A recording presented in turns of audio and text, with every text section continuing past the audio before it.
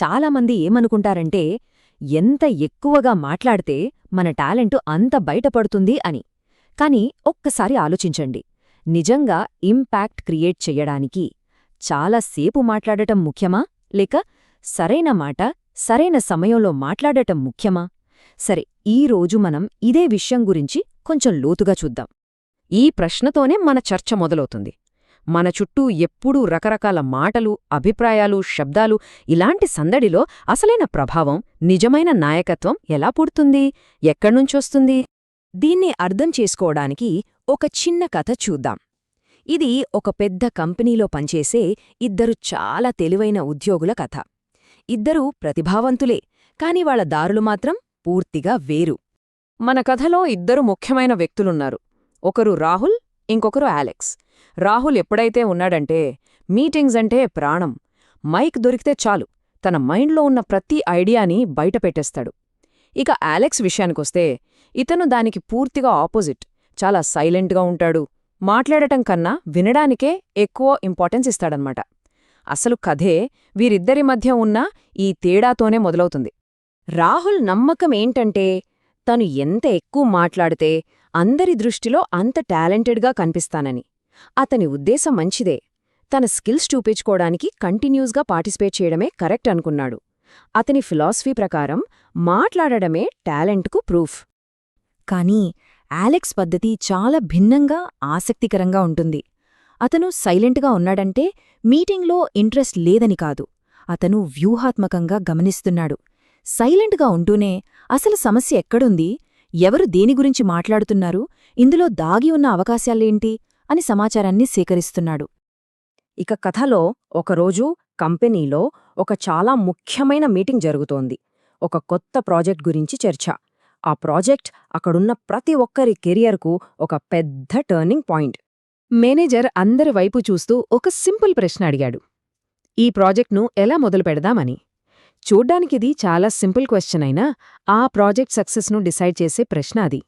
ఈ ఒక్క ప్రశ్నతోనే మొత్తం కథ మారిపోయింది. మేనేజర్ ప్రశ్న అడగడమే ఆలస్యం. రాహుల్ వెంటనే అందుకున్నాడు. ఒక్క క్షణం కూడా ఆగకుండా తన ఆలోచనల ప్రవాహాన్ని మొదలుపెట్టాడు.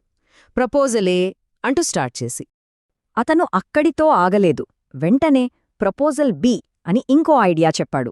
ఆ రూమ్నంతా తన ఐడియాలతో నింపేస్తున్నాడు. క్వాలిటీ కంటే క్వాంటిటీకే ఎక్కువ ప్రాధాన్యత ఇస్తున్నాడు. ఒకదాని తర్వాత ఒకటి అలా రాహుల్ చెప్పిన ఐడియాలన్నీ కలిసిపోయి ఒక రకమైన కన్ఫ్యూజను క్రియేట్ చేశాయి. అతని ఉత్సాహం మంచిదే అయినా అది స్పష్టత ఇవ్వాల్సింది పోయి గందరగోళాన్ని సృష్టించింది. రాహుల్ అలా మాట్లాడుతుంటే రూంలో ఉన్న మిగతా వాళ్లందరి ఫేస్లోనూ ఒకటే ప్రశ్న, ఇతను చాలా విషయాలు చెబుతున్నాడు, కాని అసలు పాయింటేంటి అని. కీలకమైన విషయమేంటో ఎవ్వరికీ అర్థం కాలేదు. ఇప్పుడు కథ ఒక చాలా ఇంట్రెస్టింగ్ టర్న్ తీసుకుంది. ఒకవైపు రాహుల్ క్రియేట్ చేసిన ఈ నాయిస్, మరోవైపు ఇప్పుడు రాబోయే ఒక షార్ప్ ఇన్సైట్. ఆ రెండింటి మధ్య తేడా ఏంటో చూడబోతున్నాం. ఒక్కసారిగా రూంలో పిన్ డ్రాప్ సైలెన్స్. మేనేజర్ ఆ గదిలోకెల్లా అత్యంత నిశ్శబ్దంగా ఉన్న అలెక్స్ వైపు తిరిగి అడిగాడు, అలెక్స్, దీనిపై నీ అభిప్రాయమేంటి? అందరి చూపులు అలెక్స్ మీద పడ్డాయి. అప్పుడు అలెక్స్ చాలా నెమ్మదిగా మాట్లాడటం మొదలుపెట్టాడు.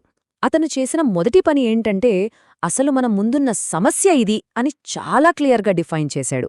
ఆ తర్వాత అతను రాహుల్ చెప్పిన ఐడియాలను పూర్తిగా కొట్టిపారేయలేదు.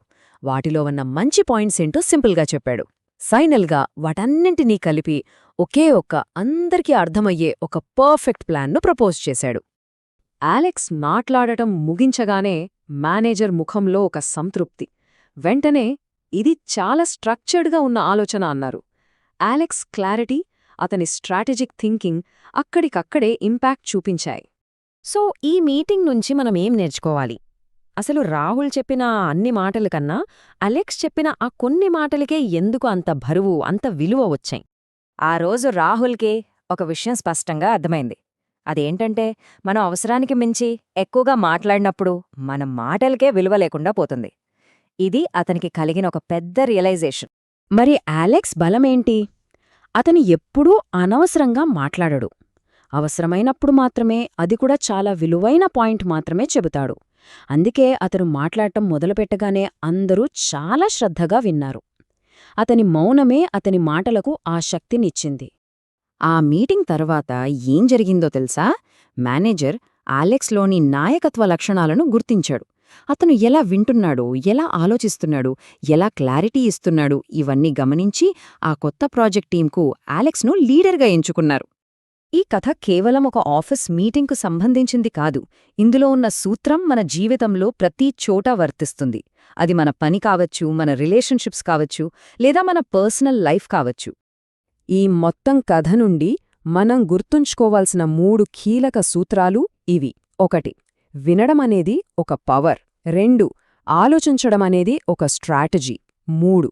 అన్నిటికన్నా ముఖ్యంగా సరైన టైంలో మాట్లాడటమనేది ఒక ఆర్ట్.